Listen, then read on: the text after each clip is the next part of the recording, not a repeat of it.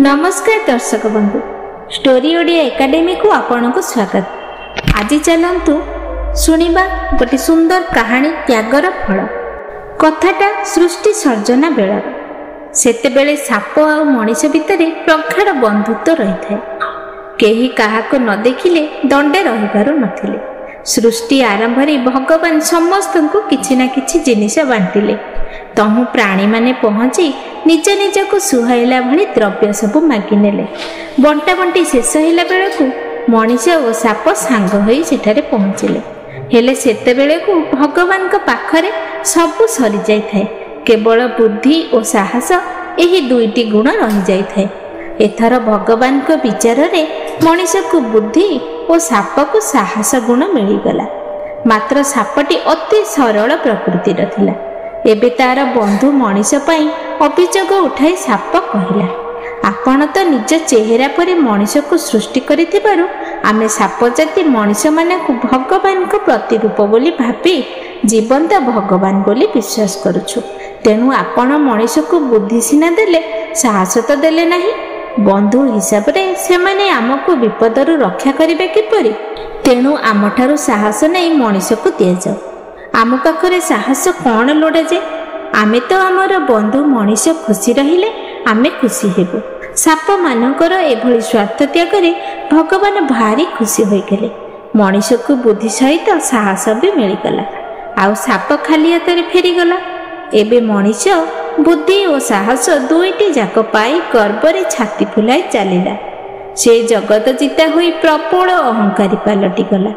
Shop तार साहसी गुण मनीष को दे अति भीरु पलटि गला। प्रत्येक प्राणी को लुचि लुचि छपी छपी बुलिला। एथर मनीषर आचरण साप प्रति कठोर होइगला। साप को से जेउठी जेउठी देखिला ताको गोड़ाई गोड़ाई बाड़ेला।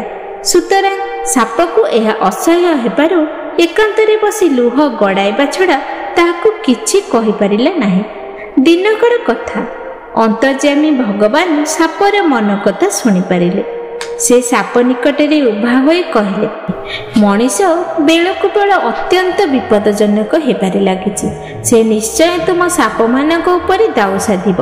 दरकार पड़िले तुमर वंश पूरा पूरी नाश करि देई पारे। तेणु तुम मानकर आत्मरक्षा पाई मु तुमको विष देउछि। तुमे ताको तुम पाखरे रखी आवश्यक बेले प्रयोग करिवो। मनीष तुम मानकु अजथारे आउ आघात करिबारु क्षांत रहिबो आउ डरिबो मध्य। शेषरे भगवान देइथिबा विष को ग्रहण करी साप माने विषधर पलटि गले और विष को अपना शरीर भितरे एक थली रे संचय करी रखिले। मात्र एई कथाटी लुचि रहिला नाही। मनीष जानिला परे अत्यंत क्रोधान्वित होई उठिला। से ईर्ष्यान्वित होई प्रतिशोध नेबा लागि सुजोग अपेक्षा रे रहिला। दिनकर कथा सबुदिन भली साप मनीषर पाद तले शोइथाए। हेले से दिन ईर्ष्या जर्जरित मनीष साप को बिना कारण रे गोइठाटी मारिला। आउ कहिला, भारी अनुरक्ति देखाउछु सिना, मो विरोध रे षडयंत्र करी भगवान कठार विष आनी रखिछु परा मोते मारिबा पाई। एबे मनीषर गोइठा माड़े सापर मेरुदंड भांगीगला। से आउ चाली न पारी घुसुरी घुसुरी चलिला। निरीह जीव सापर मन कथा मनीष जानी पारला नाही। निरीह जीव सापर मन कथा मनीष आउ जानी पारिला नाही कि साप किछि कहि पारिला नाही।